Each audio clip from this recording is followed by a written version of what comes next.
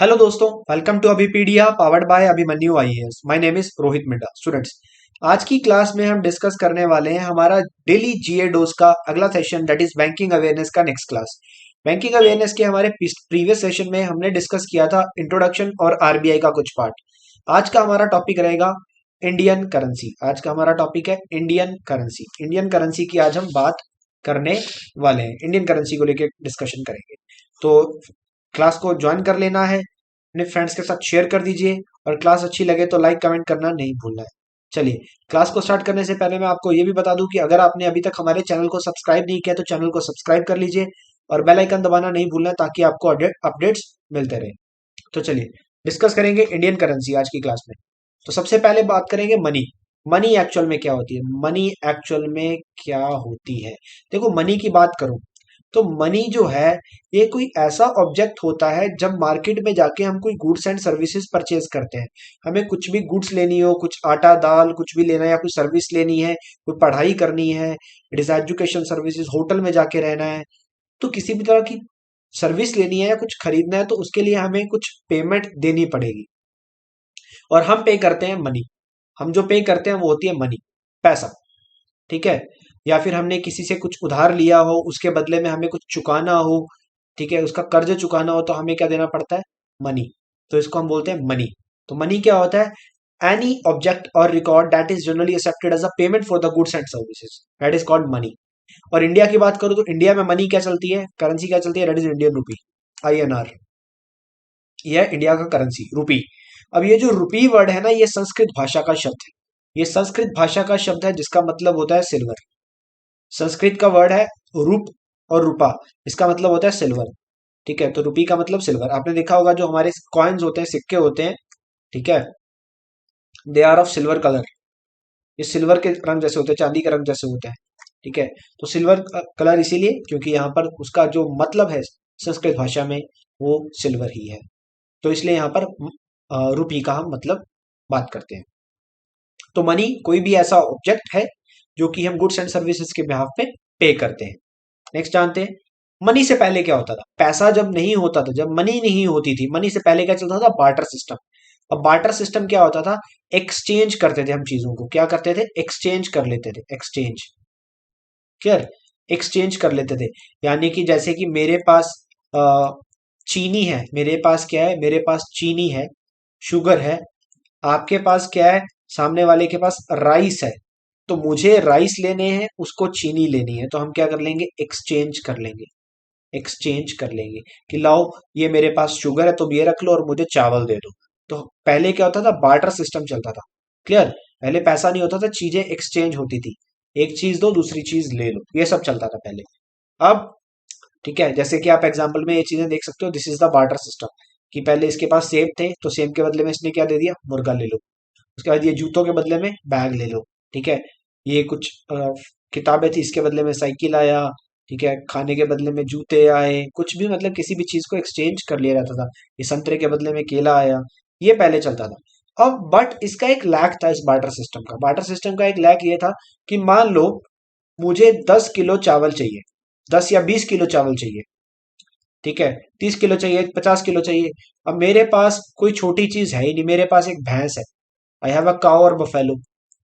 ठीक है? अब मैं काउ बफेलो को काट के तो नहीं दे सकता कि ले लो, इतने के बदले में तो तुम्हारा इतनी बफेलो बनती है। इनको मैं काट तो नहीं सकता।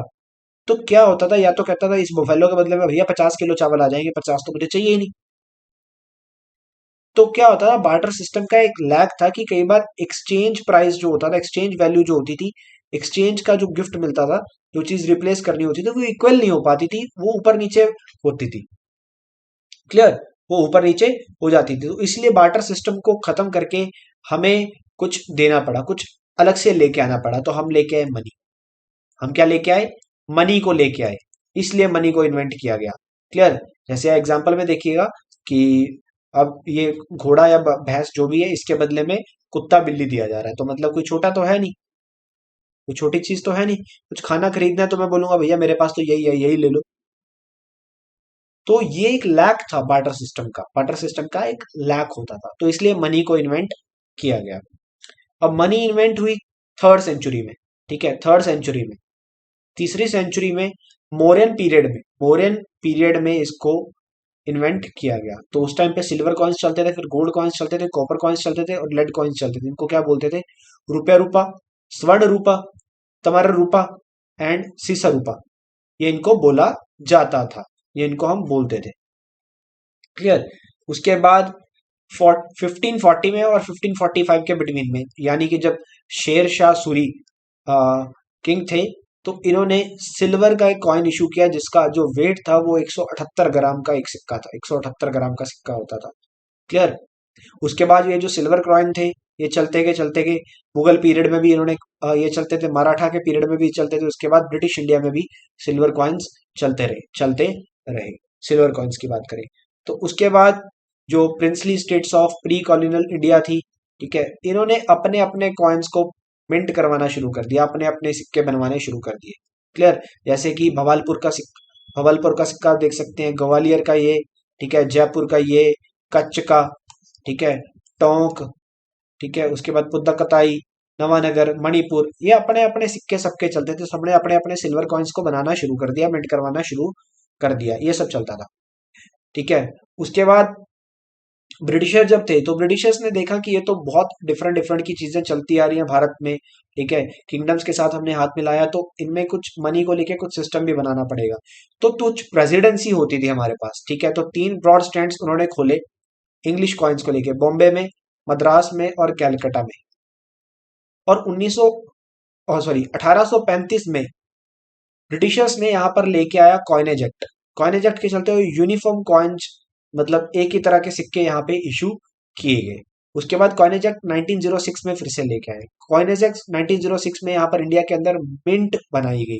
मिंट मतलब सिक्के बनाने वाली फैक्ट्रियां बनाई गई। क्लियर?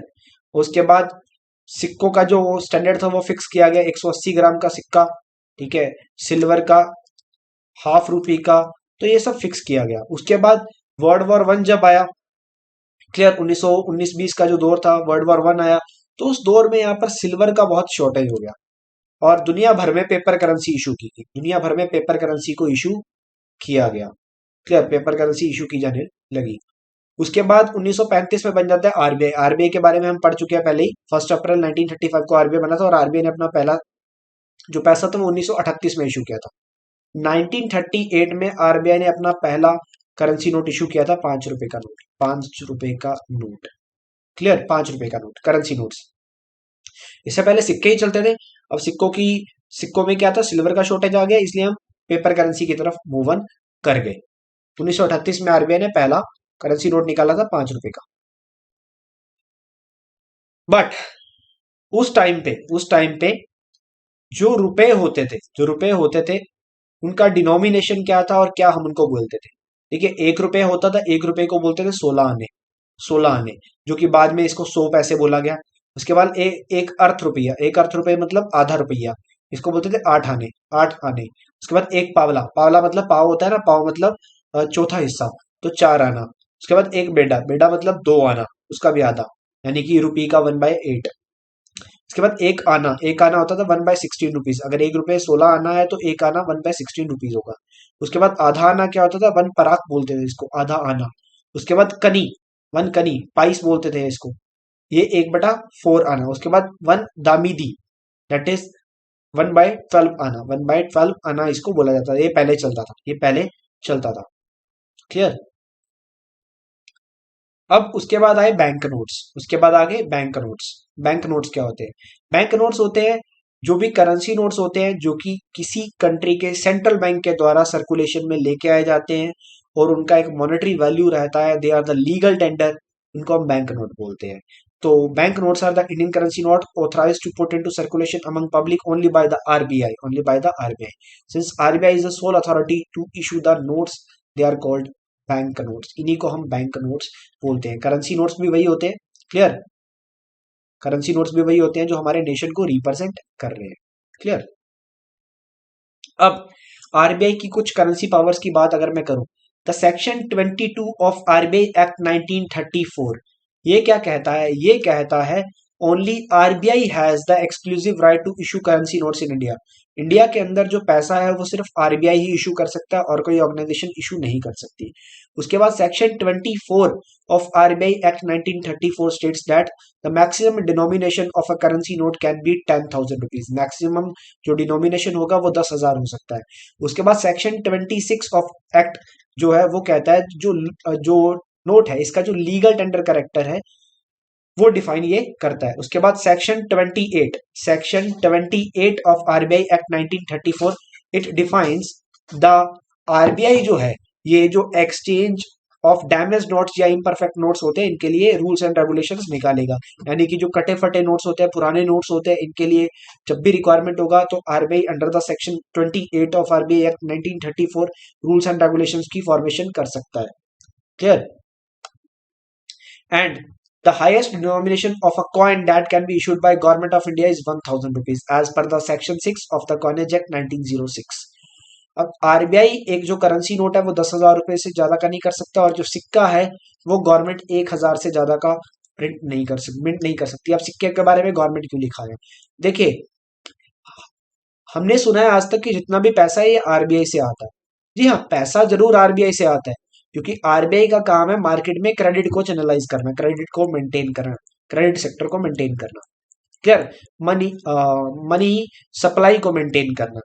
बट जो पैसे का इशूइंग है 1 रुपए के करेंसी नोट को छोड़कर बाकी जितने भी करेंसी नोट है इनको आरबीआई इशू करता है।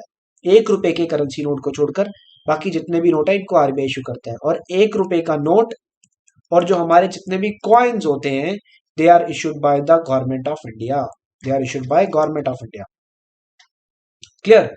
अब जितने भी नोट आरबीआई इशू करता है इसके ऊपर क्या होता है, आरबीआई के गवर्नर के सिग्नेचर भी होते हैं। बट 1 रुपए का जो नोट होता है इसके ऊपर आरबीआई के गवर्नर के सिग्नेचर नहीं होते, इसके ऊपर फाइनेंस सेक्रेटरी ऑफ इंडिया के सिग्नेचर होते हैं। फाइनेंस सेक्रेटरी ऑफ इंडिया इसके सिग्नेचर होते हैं।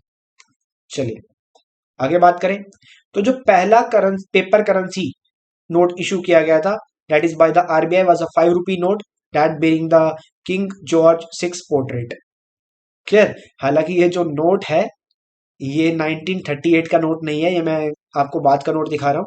ठीक है, वो आप बाद का नोट आप कैसे जान सकते हैं कि ये नोट 1938 का नहीं है? एक तो देखिए ये D43 मतलब ईयर था। ठीक है, और दूसरा आप देख सकते हैं यहाँ पर सीडी देशमुख गवर्नर सिग्नेचर है और ये जो सीडी देशमुख है ये आरबीआई के गवर्नर 1943 में बने थे। ये 1943 में आरबीआई के गवर्नर बने थे। क्लियर? तो इसलिए ये 1938 का नोट नहीं है, बट हाँ ऐसा ही नोट था जो इशू किया गया था। बट ये जो नोट है यही वाला मिला मुझे, आरबीआई की वेबसाइट से ही मिला है। चलिए आगे देखें तो आज जो हमारा रुपी है उसका ये है सिंबल, उसका ये है सिंबल। ये सिंबल डिस्कवर किया था, बनाया था उदय कुमार जी ने। उदय कुमार जी ने सिंबल बनाया था। तो which of the following person has made the रुपए सिंबल, ये क्वेश्चन आता है, दैट इज उदय कुमार। उदय कुमार, उदय कुमार। ये देखिए आज के हमारे करेंसी नोट है। आज के करेंसी नोट को जानने से पहले मैं आपको बताऊं इंडिया में डीमोनेटाइजेशन की हम बात करते हैं। देखिए इंडिया में अभी तक 3 बार डीमोनेटाइजेशन हुआ। क्लियर? इंडिया में अभी तक 3 बार डीमोनेटाइजेशन हुआ। एक बार हुआ था 1946 में, एक बार हुआ था 1978 में और तीसरी बार हुआ 2016। क्लियर? 3 बार डीमोनेटाइजेशन हुआ है। 2016 में जब डीमोनेटाइजेशन हुआ, नोटबंदी हुई, तो उस वक्त जो नोट करेंसी नोट चल रहे थे उसको हम बोलते थे महात्मा गांधी सीरीज। उसको हम बोलते थे महात्मा गांधी सीरीज। 1996 में बेसिकली पहला नोट आया था महात्मा गांधी के फोटो के साथ। बट आफ्टर द डिमोनेटाइजेशन सरकार ने कुछ नए नोट दिए, 500 का नोट, 2000 का note, that is under the new Mahatma Gandhi series या फिर महात्मा गांधी न्यू सीरीज। इसके तहत नोट्स पब्लिश किए गए। क्लियर? तो ये 10 रुपए का नोट, ये 20 रुपए का नोट आप देख सकते हैं, ये 50 का नोट, ये 100 का नोट, ये 200 का नोट, ये 500 का नोट, ये 2000 रुपए का नोट। ये नोट्स आप देख सकते हैं। क्लियर? ये जो 10 का नोट है इसका जो डायमेंशन है ये है 63x123। क्लियर? इसका चॉकलेट ब्राउन कलर है और 2018 में इसको लेके आए थे हम। सन टेम्पल इसका मोटिव है, sun temple, sun temple Konark Orissa के अंदर है। उसके बाद 20 रुपए का नोट 63x129। इसका जो कलर है वो ये है ग्रीन येलो। 2019 में आया था, इसके पीछे बनी हुई है अलोरा केव्स। अलोरा केव्स ये महाराष्ट्र में है, अलोरा केव्स। उसके बाद 50 रुपए का नोट, ये 66x135 इसका साइज है। फ्लोरोसेंट ब्लू इसका जो कलर है, 2017 में ये नोट आया था एंड हम्पी विथ चैरियट इसका मोटिव है। उसके बाद बात करूं 100 रुपए के नोट की, 66x142 इसका जो कलर है ये है लेवेंडर, और इसका जो ईयर है ये है 2018 में आया था, और रानी की वाव इसका मोटिफ है, रानी की वाव इसका मोटिफ है। उसके बाद बात करूं 200 रुपए का नोट, 66 × 146 इसका डायमेंशन है। इसके बाद इसका जो कलर है ये है ब्राइट येलो, एंड ये 2017 में आया था, और इसके पीछे बना हुआ है सांची स्तूपा, सांची स्तूपा है जो मध्य प्रदेश में, ठीक है। रानी की वाव गुजरात में है, हम्पी कर्नाटक में है, लोरा गेट महाराष्ट्र में है, सन टेम्पल उड़ीसा में है। उसके बाद 500 का नोट 66 × 150, इसका कलर है स्टोन ग्रे, स्टोन ग्रे 2016 में आया था सबसे पहले यही, और इसके पीछे बना है रेड फोर्ट, दिल्ली का लाल किला। उसके बाद बात करें 2000 का नोट 66 × 166, ठीक है, इसका कलर है मैजेंटा, मैजेंटा, और 2016 में ही आया था, और इसके पीछे बना हुआ है मंगलयान, मंगलयान। चलिए, तो ये आज जो प्रेजेंटली हमारे जो नए currency note Mahatma Gandhi new series जो वर्क कर रही है, हमने इसकी बात की है, ये वो करेंसी नोट्स है, क्लियर। और ये पैसा प्रिंट कहाँ कहाँ पे होता है, तो देखिए इंडिया में दो प्रिंटिंग प्रेसेस है, एक्चुअल में दो प्रिंटिंग प्रेसेस है। एक है security printing and minting corporation of India limited, इसकी कई सब्सिडरीज है। एक है इंडियन गवर्नमेंट मिंट मुंबई में है, इंडिया गवर्नमेंट मिंट कोलकाता में है, इंडिया गवर्नमेंट मिंट हैदराबाद में है, और एक नोएडा में। इसमें तो कॉइन मिंट होते हैं, क्योंकि मिंटिंग मिंटिंग की बात हुई है, तो कॉइन मिंट होता है। उसके बाद करेंसी नोट प्रेस ये नासिक में है, नासिक महाराष्ट्र में। उसके बाद बैंक नोट प्रेस ये देवास मध्य प्रदेश में है। इंडिया सिक्योरिटी प्रेस ये भी नासिक में है। उसके बाद सिक्योरिटी प्रिंटिंग प्रेस ये हैदराबाद में है, तेलंगाना में। और सिक्योरिटी पेपर मिल ये होशंगाबाद मध्य प्रदेश में है, ये भी क्लियर, ये भी मध्य प्रदेश में। ये प्लेसेस को लेके क्वेश्चन आ सकता है, तो आपको इसको रिमेंबर रखना, याद रखना है इसको। आगे बात करें तो जो सेकंड सब्सिडरी है वो है भारतीय रिजर्व बैंक नोट मुद्रण प्राइवेट लिमिटेड, भारतीय रिजर्व बैंक नोट मुद्रण प्राइवेट लिमिटेड, ठीक है। इसकी दो ब्रांचेज है, एक है मैसूरू कर्नाटका में, एक है साल्बोनी में, Salboni that is in West Bengal, clear. तो दो हैं, साल्बोनी में और मैसूरू में, साल्बोनी में और मैसूरू में, क्लियर। आई होप बच्चों आपको लेक्चर अच्छा लगा होगा और समझ समझ में आया होगा कि इंडिया में करेंसी सिस्टम कैसे आया, और आज क्या करेंसी नोट्स इंडिया में चलते हैं, आज क्या करेंसी नोट इंडिया में चलते हैं। तो नेक्स्ट क्लास में हम डिस्कस करेंगे अपनी बैंकिंग अवेयरनेस की क्लास में, हम बैंक के बारे में डिस्कशन करेंगे, इंडिया में जो बैंक्स हैं उनके बारे में डिस्कशन करेंगे। तो क्लास अच्छी लगी हो तो लाइक कमेंट शेयर करना नहीं भूलिएगा, and for the more updates please subscribe our channel and press the bell icon. तो it's all for today, thank you so much.